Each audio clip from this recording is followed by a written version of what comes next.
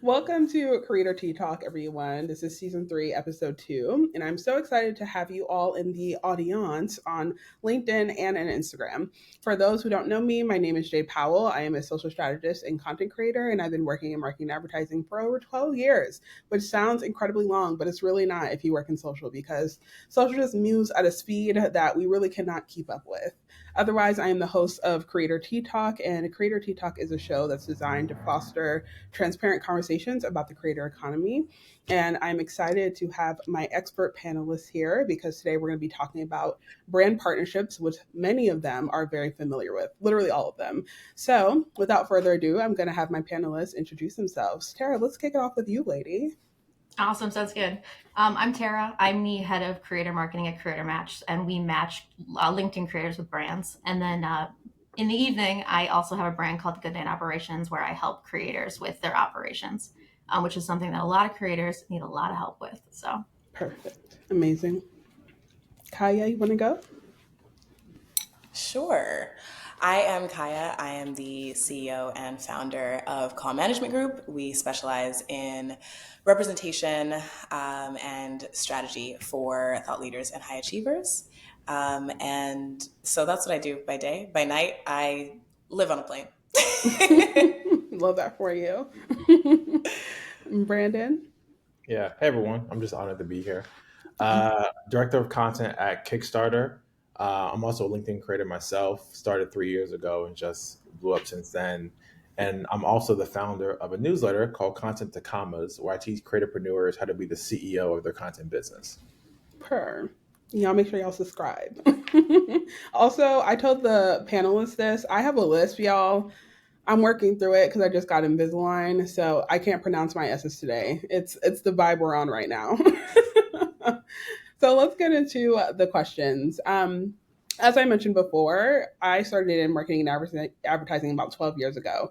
And I remember the landscape for influencer and creator marketing was literally just like mom bloggers, people posting their content on Facebook, very slim and compared to what it is now. So I'm curious for you guys, since we've seen this shift from like influencer marketing where it was a couple of years ago till now, how do you guys think it has evolved in the last few years? And what is something that you feel like people should be paying attention to in its involvement?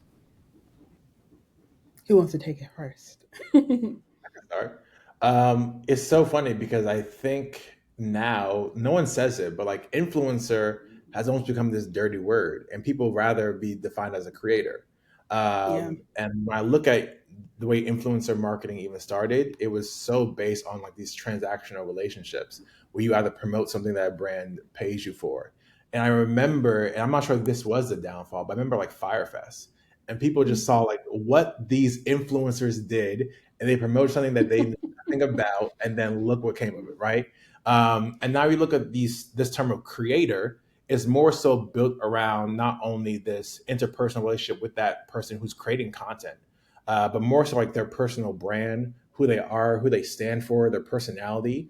And I think we fostered like this new age of more creative marketing that brands cannot even deny anymore because it leads the charge in so many different verticals. Yeah. Kaya, Tara, do you have anything to add? Yeah, I think looking at the transition and seeing it highlighted how significant that no like trust is. I think it's been something that I've seen come up a lot over the past, couple years. And obviously in the traditional marketing space, that was always at the root of the conversation. But looking at influencers in the beginning, it was a lot more of like what looks pretty. And there wasn't necessarily that heavy push of, okay, but do you actually use this? Do you Yeah. actually believe in this product, service, whatever? Whereas over the last couple of years, we've seen that of, it's been reflected looking at numbers post campaigns, and you're like, okay, well, this didn't convert at all. Mm-hmm. Why is Mm-hmm. that, right? Mm-hmm. So I think that is where one of the spots where we've seen a lot of shifts for sure. Yeah, I like that you said that because one of the things that we often hear about in the industry, the buzzword of the season, as I like to call it, is authenticity. And Yep. going back to what you said about consumers in your audience kind of asking the question, is this something that you actually use? Is this a product that you would actually buy? I think now versus like years ago, not to say that they weren't savvy then, I just think consumers are very marketing savvy and very aware. And we kind of see it even ingrained into the culture, like Right. when we see those comments on, social media where people are like, oh, give your social media managers a raise. Like that's just not Right. something that was happening like 15 years ago, because social media manager wasn't really a role that was prominent enough to for consumers to even be aware of. So Right. now that they have this like understanding, they're like, we know when we're being marketed to and they actually like it if it's good. Now they're like, okay, we want you to show us a little bit more of the real. Yeah. Yeah. Yeah. That Kara, do you have anything to add?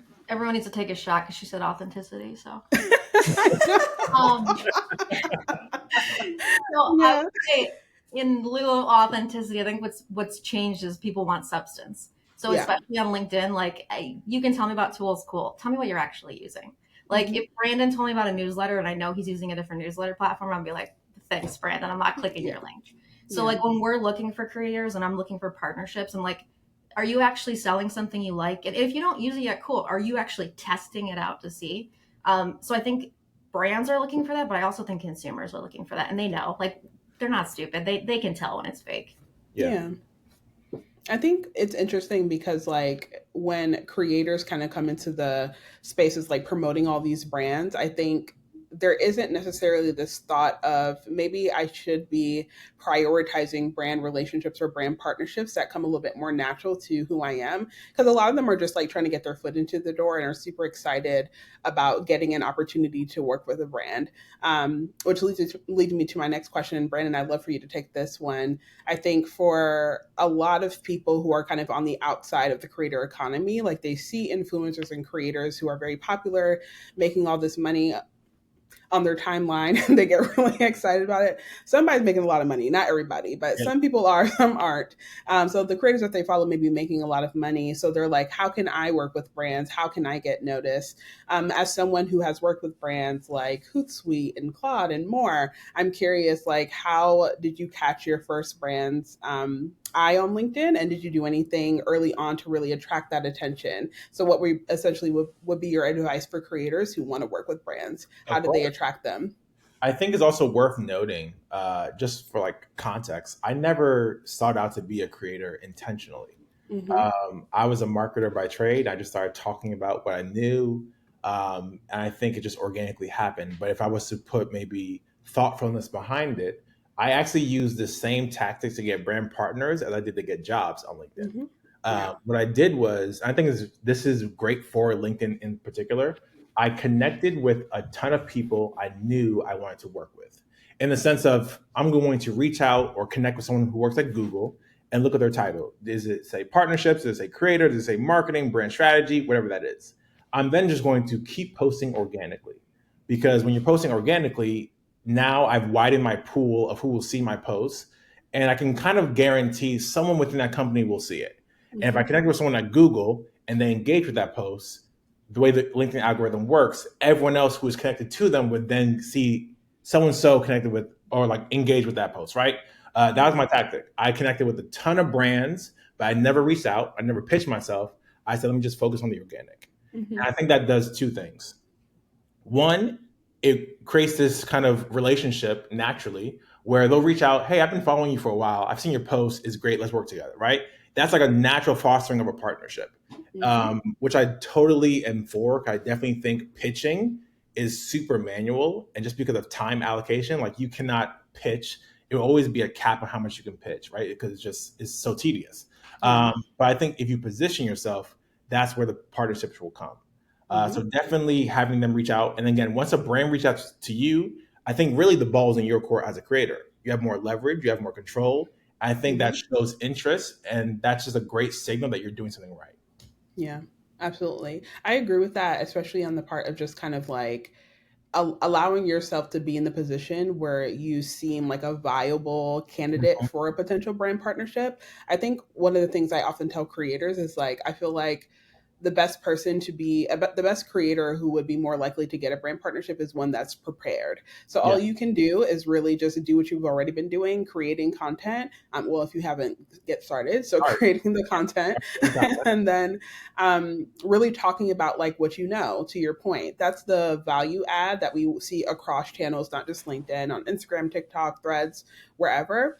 Talk about what you know. And I think where some creators kind of fall into this trap is that they think because other creators are talking about the subject that they can't talk about it as well, when the attitude is really, you can also talk about the subject or whatever the topic is or your niche, but it's through your lens, which makes your POV automatically different and will still make you stand out towards brand partners.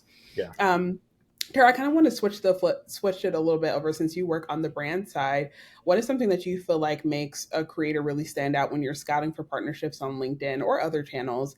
And are there certain qualities or traits that you feel like can really put a creator on your radar, and maybe some things that are like instant turn-ons for you or turn-offs?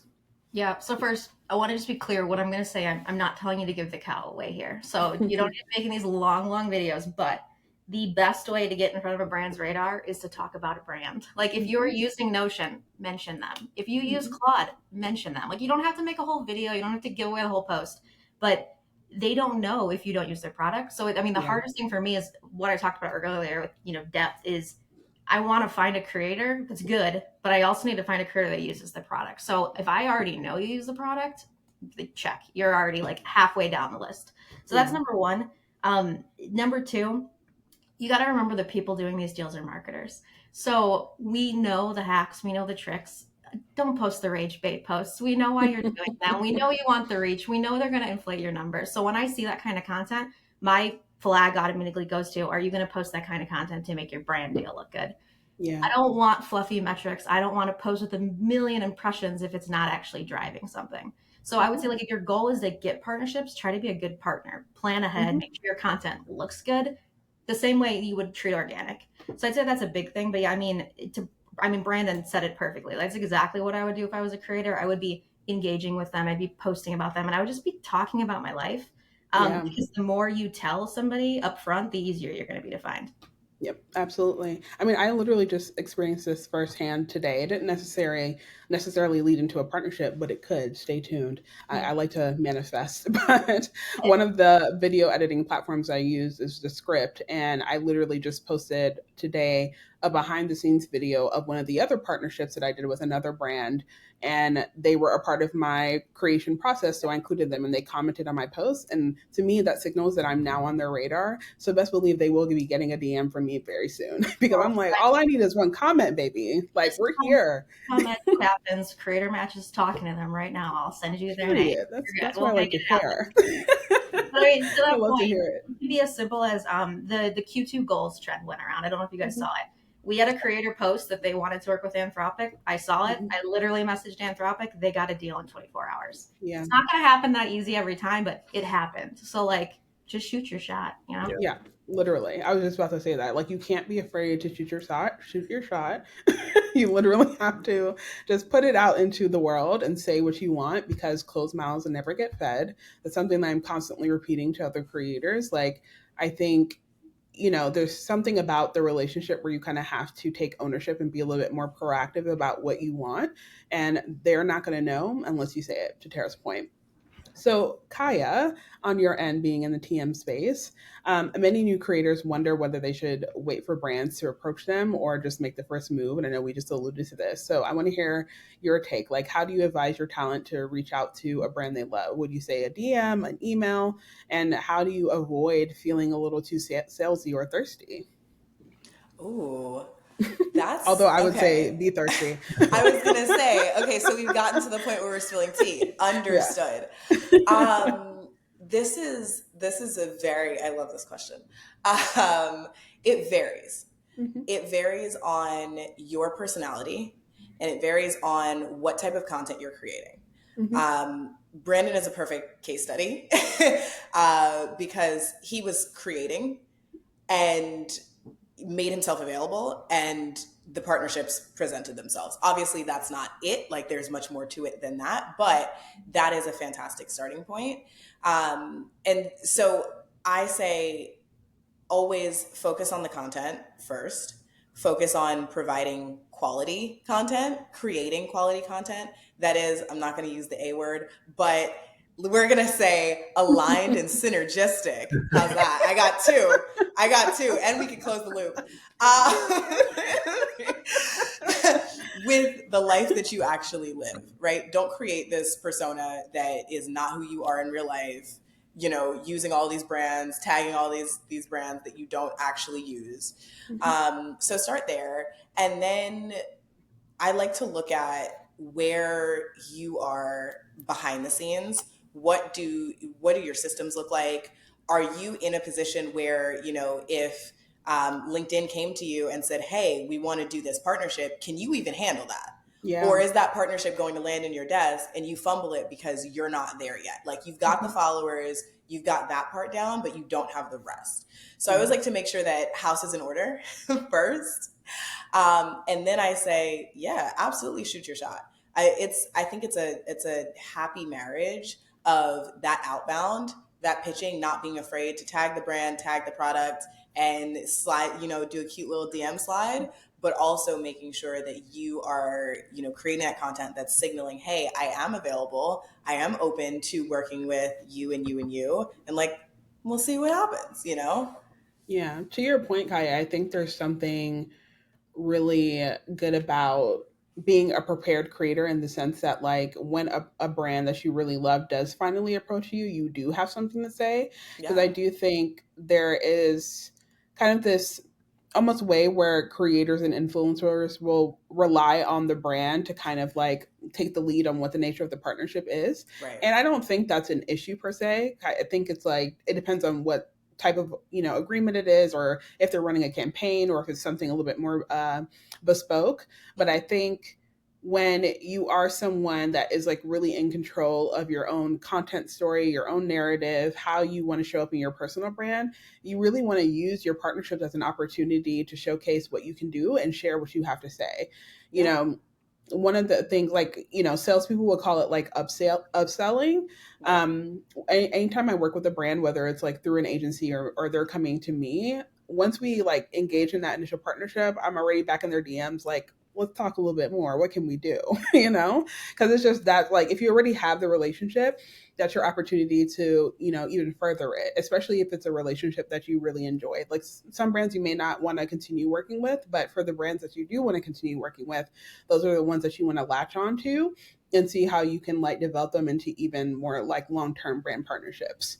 Which, speaking of, going into my next question, I want to talk about the nature of like healthy brand creator relationships. I always tell people that I like to look at brand and creator relationships just like romantic relationships, relationships with family, your situationship, whatever you want it to be. It's just the same because it needs to be mutually beneficial. So I want to hear from you guys. What do you feel like makes a great collab, and what do you feel like makes it feel really good between the creator and the brand on both sides? What is a healthy creator brand partnership look like? I think the first thing is, you can't hire a creative person and then try to dictate how they express their creativity. Mm-hmm. Um, but let's take you, Jay. Like, I think the partnerships you've been doing, you could tell you've been like, I just saw once that you make a Pinterest mood board, right? So like the brands clearly are hiring you for a reason. They want to Yeah. bring Jade in on this partnership, but they still want to maintain a Jade's aura, right? So Mm-hmm. they make sure that they give you maybe creative guardrails, but they don't kind of limit what you can and cannot do. Yeah. And I think that's a big part because, again, you want this to resonate with your audience. If they wanted the ad, they could have just ran a paid ad, right? They Yeah. came to a creator for a reason. And I think that's the biggest thing as a creator, even advocating for yourself, because you want Mm-hmm. to make sure that when a brand's coming to you, there is that mutual relationship. Like, yes, they have a concept. Yes, there's a creative brief. You also understand brands have KPIs they have to reach. They have goals they have to reach. They have someone else they have to answer to. But at the same Yeah. time, you as a creator need to make sure that you are maintaining that credibility, because once you lose that, you're done. Mm-hmm. Absolutely. Yeah, I mean, for Kaya. sure, brands give you briefs. Those are guidelines. Like, I'm paying you because I want your brain. Like, Mm-hmm. there's so many. I mean, Jade, I think it was even you in Notion Faces. Like, we had a very strict guideline. You flip the script. I'm not going to say no, usually. Like, more often than not, like, we want the creative concepts. I do think the other thing too, though, is to what Brandon just said. There are KPIs we need to hit. Find out what they are. Understand them. You might be able to help in another way. You might be able to switch it Mm-hmm. up. So if you're like, hey, oh, I understand you really want reach, you can be like, let's not put the link in the post. Or if you're Yeah. like, hey, you only care about link clicks, you might be switching how you're doing a CTA, or you might try to make a different format post. Um, Especially on LinkedIn, everyone's posts perform differently in different formats and you know them better than anybody. So if they Mhm. tell you something that doesn't fit to your content, just tell them. Worst case, they're going to be like, hey, sorry, it's what we need to do. But more often than not, they're going to listen to you. Like that's why they're coming to you. Absolutely. Yeah, I love that. I'm going to piggyback on all of those points, but I want to highlight when you are doing that outreach and you are sending your pitches, you are sliding into the DMs, don't have a concept of a plan. Have an idea. Have an idea, right? Because there are so many campaigns. I'm kind of on an interesting side here because I both pitch campaigns from start to finish, meaning it's an idea I dream up, but I'm not the one who creates it. Yeah. And so there have been many times where I have, gone to the drawing board and I've pulled creators that I don't even work with. And I'm like, listen, I need you for this. Here's what this can do. Let's put it together. Let's see if we can make this happen. Mm-hmm. And, we've gotten it across the finish line. So when you are kind of making that marriage happen, to your point, Tara, about the KPIs, like we do need to acknowledge that. We do need to understand that. But I also identify that sometimes those who don't have the marketing background are not looking at that. Yeah. They're like, listen, I just set up my phone and started making videos and suddenly I'm a creator. Like I don't Yeah. know how I got here. Absolutely. So now you have to learn marketing. You have to understand how brands operate, understand, the nature of their perspective and figure out that through line and that happy medium. But yeah, get creative. Get creative. Don't be afraid to advocate for yourself.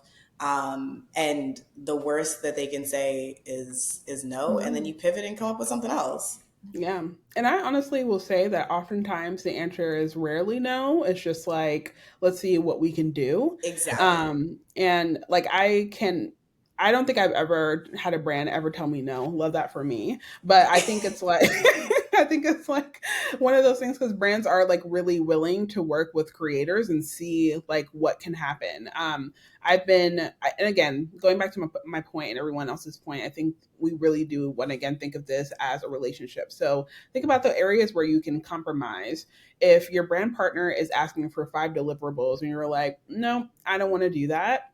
Maybe we split the deliverables in half and they get usage rights for paid ads on some of those deliverables. Like there's so much that you can work around. I think it's like more so learning about what you feel comfortable with and what are your like non-negotiables and things that you're willing to negotiate on. And you'll find that you'll come out of the partnership feeling satisfied on both sides. The brand is really happy with your work, and then you're also feeling comfortable with what you were able to bring to the table.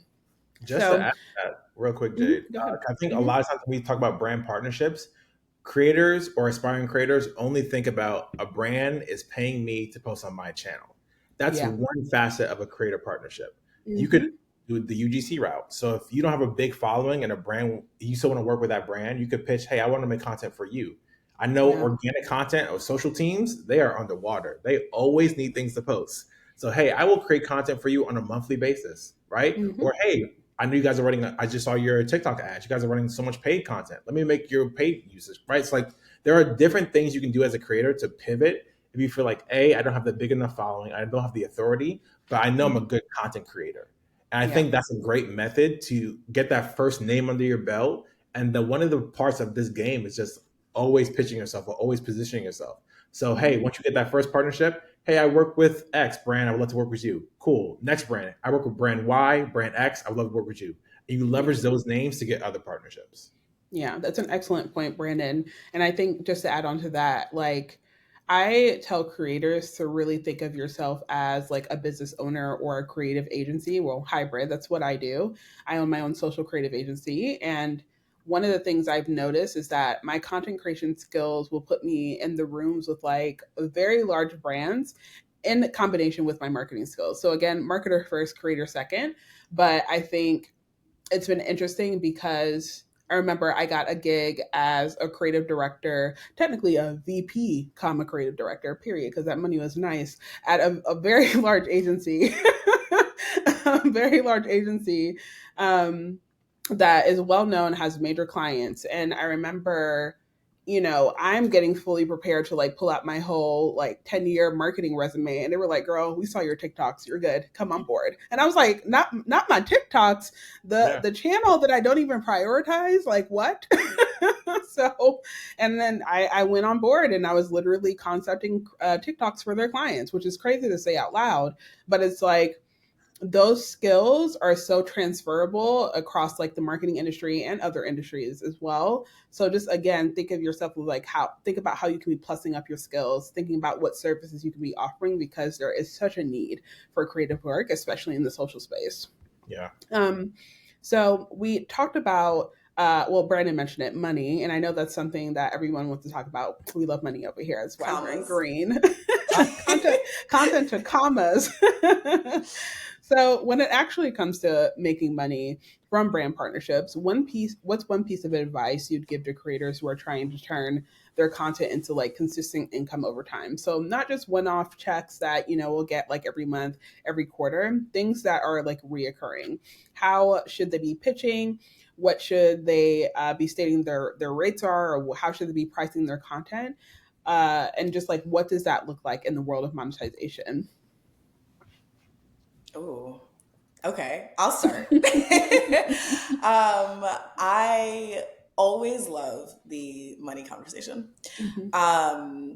In terms of looking at your content as a long-term strategy, when you're looking at those partnerships, establishing those relationships, I am always thinking big picture, and I don't like doing one-off deals. I don't feel like it serves the audience. I don't feel like it serves the creator, and very, very rarely does it serve the brand. So that goes back to, initially the A word. Authenticity, if you're just now tuning in, that's what we're referring to. I'm not, Tara was on it with the shot. I'm not listening. There we go. So I'm like, I don't want Jayde's comments flooded. Like, okay, but what was the word? Like, I missed that completely. Making sure that you're working with brands, align yourself with companies that you actually use, because then it is a very, very organic segue into that becoming part of your routine. And quite honestly, that is where your consistency, that's where those consistent commas comes from. It comes from those relationships that you're able to grow and nurture over time. It comes from, being able to be brought on. Maybe it's smaller scale for the first time, and then they see your results, and then we level up and we level up, and now you're a brand ambassador, right? Like, that's what we love to see. So looking at the big picture first, and then zooming back in and saying, okay, well, where's our starting point? Like, how do we start? But having that in mind is always really, really significant. And then in terms of the money, my rule of thumb is always, if you're not a little scared when you press send on that email, then you didn't ask for enough. And that has never proven to be wrong. To your point, Jayde, about brands saying no, if they want to work with you, they'll figure out how to work with you. But on the flip side of that, never be afraid to walk away. Because if they don't say yes, I promise you somebody else will. So, don't let yourself be undervalued, obviously. But yeah, ask for what you deserve. Don't be afraid to ask for the big numbers, because that's the only way that you get to commas. I'm gonna keep plugging Brandon's newsletter, because it is one of the like name. 5 that I actually read. It's the best name. It's so good. # subscribe to Brandon's newsletter, y'all. I'm subscribed. Let me influence you. Yes. I'm going to drop the link in the chat. I could talk about this for an hour, so I'm going to try to keep it concise. So we do 2 types of campaigns. We do big splash campaigns where you'll have like 50 people posting at once. Or we do campaigns where creators are posting more than twice or 2+ times. And the point of that is because you want eyeballs. So either Brandon's people are seeing his post over and over again, or everyone's seeing everyone's Typeform ads that went live this week. I'm sure you all saw them. So when I have a creator coming to me, I want packages. I'm going to ask you immediately. Don't tell me what one post is. I don't care what one post is. I want to know the next, the third, the fourth, the fifth. And then the second thing is, and Brandon alluded to it, and actually I'm going to use you as an example. I had a brand that wanted to work with Brandon, and I was like, I'm telling you right now, we can't afford 2 of his posts. However, we can afford 1 of his LinkedIn posts and his newsletter. And guess what? Brandon got a 2-post deal for his LinkedIn and his newsletter, and he's got the deals closed. So give them options, tell them your options, and be upfront of them. And then the last thing, because we brought it up a few times, is on the saying no. We very rarely say no. It's usually about a legal or it's about a time right consistency thing. I'm always going to counter a deal. So if you're coming to me, I'll tell you what the bare minimum is. But like as a brand, as an agency, my goal is for you to tell me you don't want the money. If it doesn't work out, it doesn't work out, walk away. But like I'm always going to counter. So tell us what you are worth, set your rates. I just posted about it this morning. So definitely tell us what your time is worth, and we'll do what we can to make sure it works out. Yeah. +1 to everything. Like I do really believe this. Like make it easy for the brand to say yes. Again, brands are working with budgets at the end of the day. So let's say one post is $1,000. For 2 posts, it might be $1,500, right? And hey, for 2 posts, I'll save you $500. The next one, like whatever percentage you want to kind of knock off, do that. But I think brands are working with budgets, right? And they're always answering to someone else. So if they can be cool, I want to work with Jayde, I want to work with this creator, but I only have a set amount of budget for this campaign. How can I make this work? It's really crucial to have them say yes in some capacity. You also mentioned like even the DMs, like what's the approach there? And the way I've told my audience to approach DMs are for the purpose of getting an email. It's not for closing deals, right? Yeah. So all you want to do in that DM is grab someone's email. You can work everything out via email later. You can negotiate whatever you want to do, right? But I think the biggest thing to begin pitching yourself, right, is to have a physical contact for someone. And then I think it's really easy to say like raise your rates, but even as a LinkedIn creator, there was really no guidance for us, right? I think TikTok, people post about how much a TikTok post is. Instagram's been around forever, right? How much do people make on an Instagram post? Being a creator on LinkedIn is this like unforeseen land. So really figuring out, cool, what is my number? And AJ from Creator Match we had a great chat about this. And it's not basically how much the biggest brand paid you. That's not your number, right? You cannot compare an Amazon to a smaller business, right? Like their budgets are different, but figure out on average, like what is your median? Like what is your time worth? How much does it take you to write a caption? Video, always charge more. I got scripts. I got to style myself, clean my set. I got equipment, right? So just figure out what's your number. And again, you should be charging different per content format. So text only is a different number. Text and image, different number. Text and video, different number. Yeah, I've got some tea based on what you just said. Sorry, really quick. I got tea based on this. I don't think creators realize this. So Brandon mentioned if you do a second post, you're going to save them money. I got to tell you, that's not what we actually care about. Although we want the discount. I'm not saying that. What you're actually saving us is time. I want to give you a multi-post deal. I don't want to work with 100 creators on a campaign. I want to work with 30 on 3 posts. So help me help you. Save everyone's time. Give them options. Yeah. I love that. I was just going to say to both of their points, all of this comes back to looking at your content and your content creation journey as a business. Everything they just said, absolutely yes, thumbs up, +1. But starting with that perspective of, yes, this is a business, no matter, to Brandon's earlier point, how small your audience is, whether it's a business and you're killing it on the UGC side, but you've only got 3,000 followers, or, you're killing it both forward facing and on the UGC side, like, doesn't matter. Look at it as a business from day one. Yeah.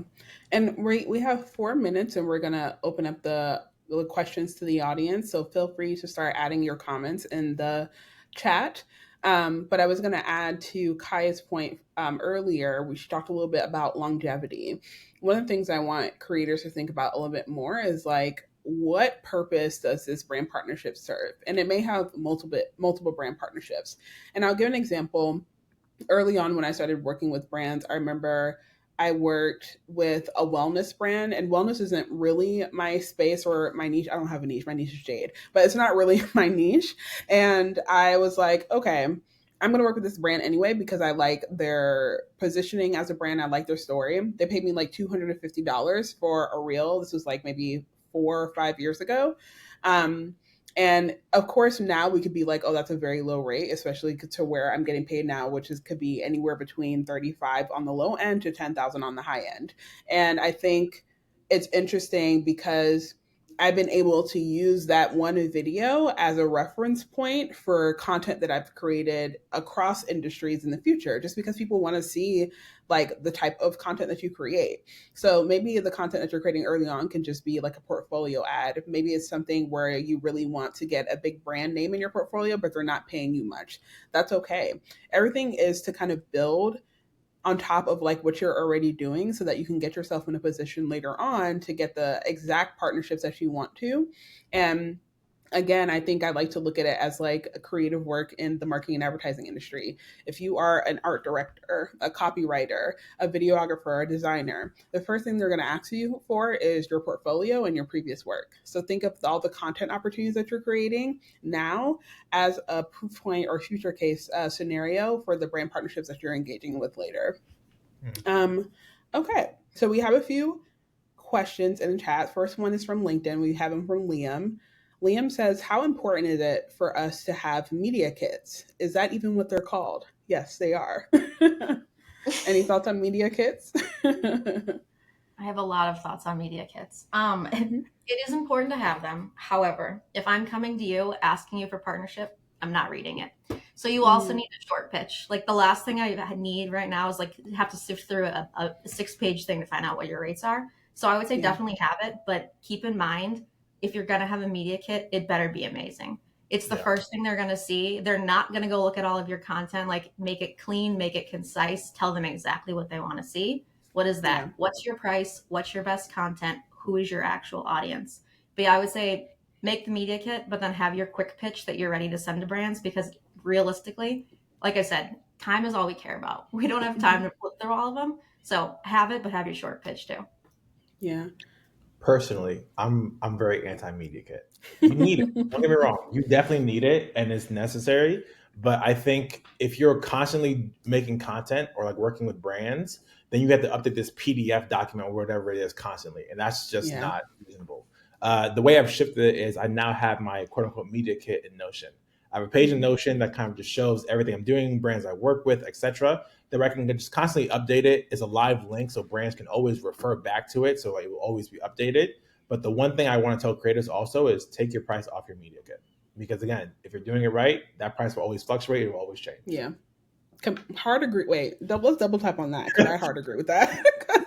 That's one thing I feel like we actually need to talk about a little bit more because I remember early on, especially when like TikTok creators were getting more popular, there was like this TikTok wide messaging where everyone was like, you can't have a media kit without your rates. Hard disagree.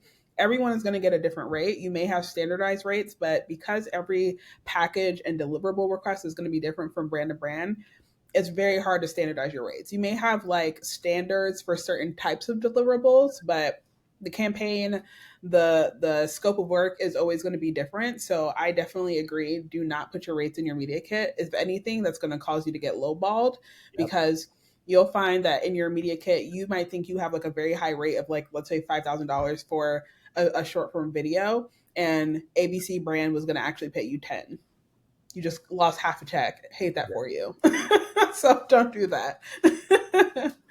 Kaiya, you were going to say something? Sorry. that was amazing. No, definitely agree. Get rid of the rates in the media kit. I use media kits internally because it is the easiest way for me to keep track of everybody's information at a clip. So media kits internally for us, they live in Drive, and everybody gets a folder. And so we've got headshots. These basically are updated every quarter-ish. Depends on, some people hate stepping in front of the camera. But yes, even creators, which is funny. But headshots, bio, quick links, and then anything notable. So that'll be like your highlight reel. So, Forbes list, this award, that award, this keynote, all the things. And then we'll compile all of that to make your kind of quick pitch.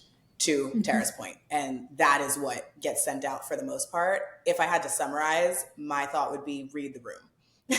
Read the room, because some people, some marketers that you're dealing with will be like, no, I'm not looking at it if it's not a media kit.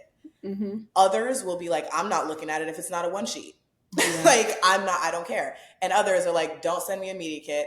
To Tara's point, if I came to you, I'm already familiar with your content. I know your brand voice. I know your audience. That's why I came to you for this. So I don't need all that. Don't discourage me from working with you. Just send me what I need to know and we can keep it moving. So read the room. Again, be prepared. You can have some version of a media kit. Really, the key is having that information. And like, I always use like the Shark Tank reference from like their first few seasons of like, know your numbers. That was Mr. Wonderful's thing. Every single time the founders would come on and they wouldn't know their numbers. Know your numbers, have your receipts, know your info. And as long as you have that, you're good to go. You just need a cute way to communicate it concisely. Yeah. Love that.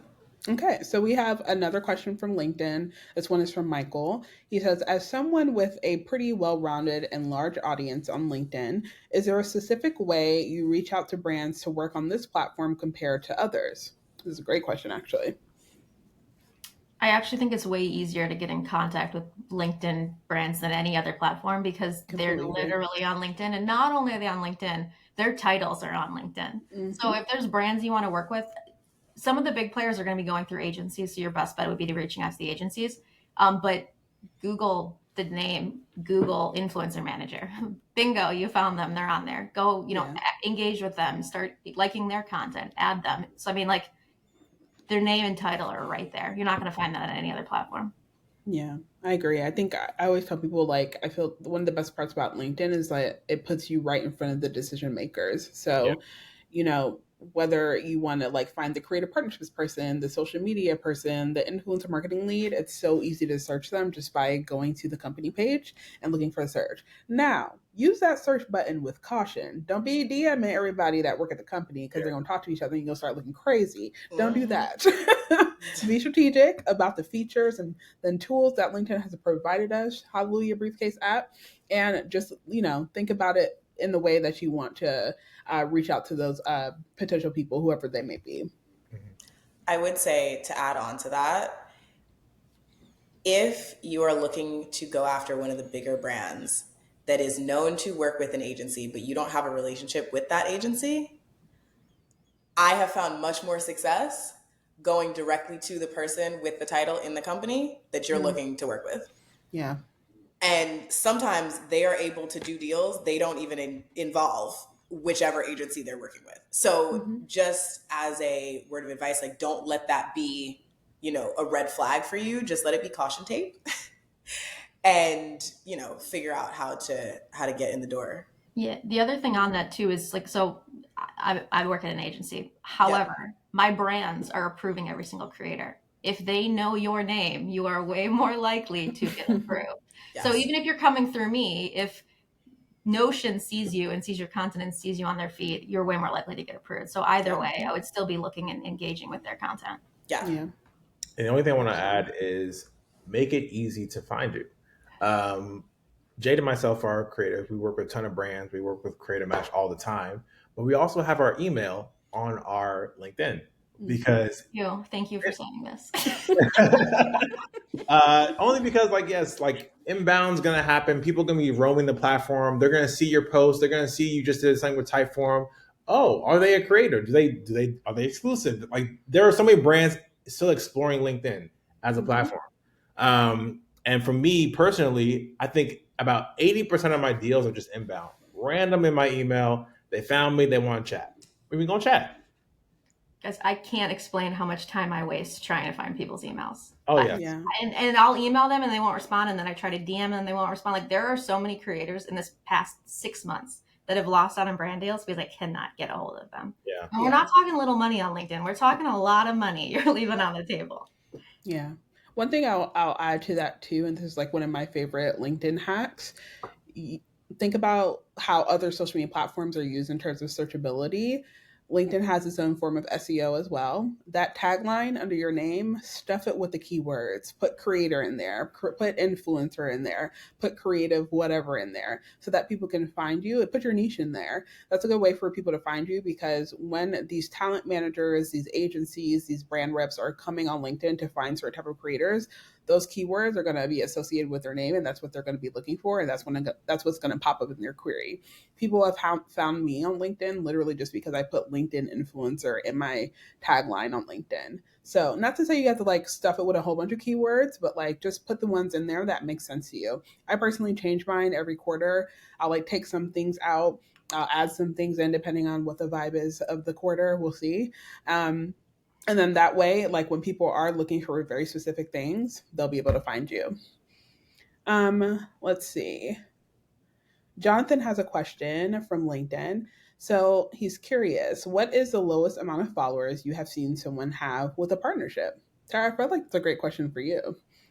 I've done deals with as low as 500 people. That's pretty low. I would say Yeah. 2,500 is typically the breakthrough point. But I mean, it depending on who the person is and if they're got CEOs following them, like we'll tap in. But yeah, I would say 2,500 is probably where you're going to start. And realistically, the real question you're asking is 10,000 is when they really start knocking on your door. But yeah, I mean, we've done deals with a wide variety. I started monetizing at 3K. Nice. Yeah. Yeah. Me realizing this is very loud, and apparently I've been leaving money on the table. Okay. Like me personally, this is interesting.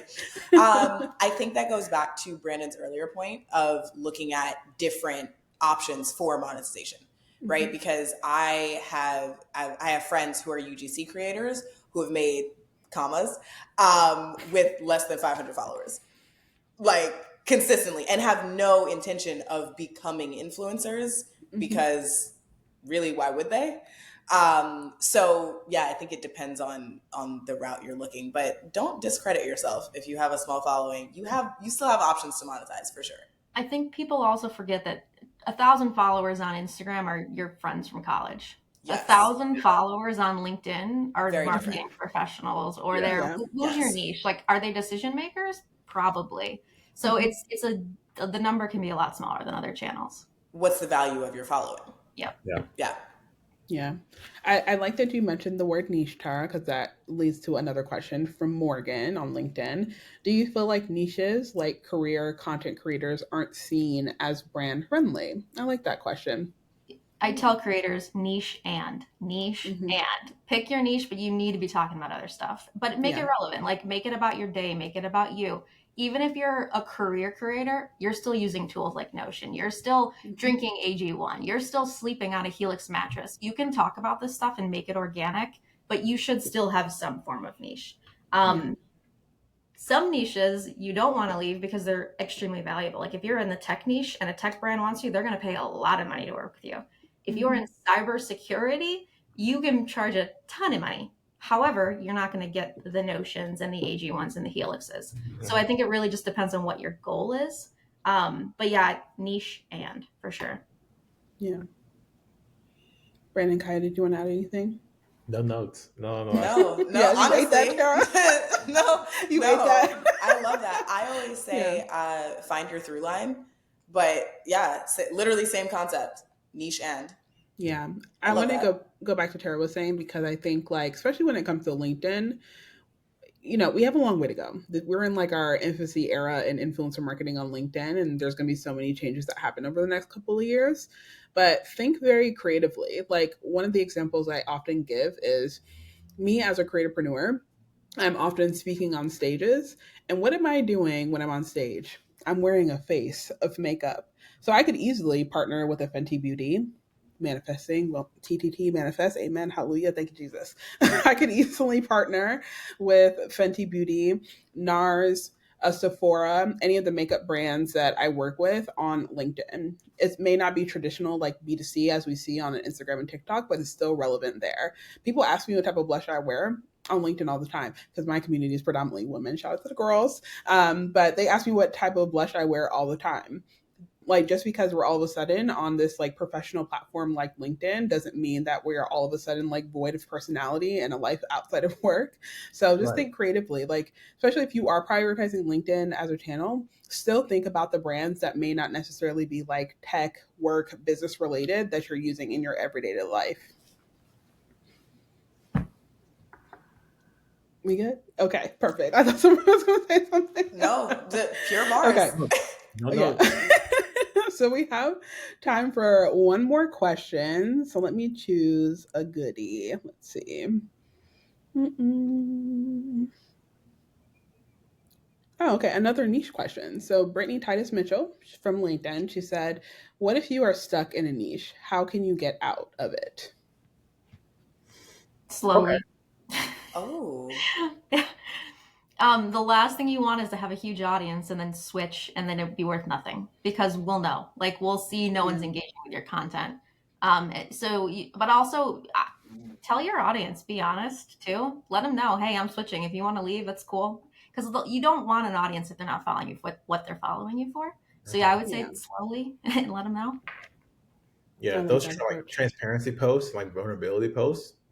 One day, I think LinkedIn traditionally lacks that human element, right? When the Mm-hmm. platform years ago, it was all bragging. It was people relating B2B sales to like their life, right? Like it just felt so salesy sometimes. Like that's why people call it Yeah. cringe, right? Yeah. But I think the more human you could be, the better. But what I also tell creators, if you're just getting started, I think you should have a niche, but almost like and choose 3 to 5 things you want to talk about. I think that allows your content to be fresh. They should all be related to each other. So, like for me, it was always social media, content marketing, entrepreneurship, personal branding, career development, because those are all aspects of my life I can constantly talk about. I have fresh perspectives on, but it also allows my content not to get stale. I started in social media. I'm now a director. I can talk about career development and content marketing and social media. Through being a LinkedIn creator, I built a personal brand to where now I do stages. I have a newsletter. I can talk about how you can grow that. And I'm also now an Yeah. entrepreneur of my creative business. So like, everything flows into who you are. But again, I think having that framework allows you to always feel like you can be nimble without getting stuck. Mhm. no notes. Period. Yum, yum, yum. No, I love that. I think too, one thing I'll say is like people are going to follow you for different aspects of who you are. And I'll give Yeah. the example. For a long time, people seriously only knew me as the weed lady because I was growing a cannabis business and working very deep in the cannabis space, and that's all people knew me for. They were like, "420, where the weed at? We're gonna talk to Jayde," and that was my brand for a long period of time. And I remember I would go on LinkedIn talking about cannabis, and I built like a very small community of cannabis professionals, cannabis industry professionals through my LinkedIn. Those weren't necessarily the posts that were getting the most engagement, but I do know when I would go out in industry events, cannabis industry events, they'll be like, "Jayde, I saw your content." So it may not necessarily always feel like the same impact if you start transitioning into something where people may not know you completely for. But I always say, like, lead with intention and inspiration and things that you really want to be posting about. Try not to get caught up in like the expectation of what people are like desiring from you every day, and just post about what you want to post. Because I feel like, I always say this: creativity is a spiritual act. The more you create content that you want to post, the more people are going to see the intention in it and attract to your content that way. So don't get too caught up in the niche. Like, it's helpful to have a niche to work with brand partners for discoverability, but literally just post the content that you want to post and Right. it will sort itself out. All right, y'all. We gonna wrap it up. This was so fluid. I love this for me. I'm going to a party, so I'm wrapping it up early. But I want to thank you all for attending. This was such a great episode. I'm really grateful to my panelists, Brandon, Kaiya, Tara. Thank you so much. You guys are loved. I'm loved by me. I'm so happy to have you here. So thank you. If you want the replay of this episode, it will go live on my YouTube next week, and you can also look for the announcement about the replay in my newsletter. So be sure to subscribe if you haven't already at creatorttalk.com. Creatorttalk.com. These Invisaligns are kicking my ass. And if you haven't already, Definitely tune in to my course if you want like an in-depth discussion about brand partnerships. I have a course on Teachable called The Art of the Brand Partnerships. It's only $50. So tap into the link. Leah, who is in the chat, she's Creator Tea Talk admin. You'll see her on LinkedIn. I could drop the link for you and then you can tap in there. In the meantime, it was great to see y'all, and I will see you in the next episode next month. Thanks, y'all. Bye.